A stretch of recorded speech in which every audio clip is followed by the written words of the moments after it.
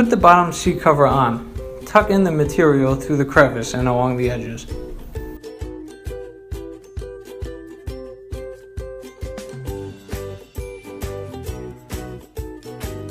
Take the headrest off.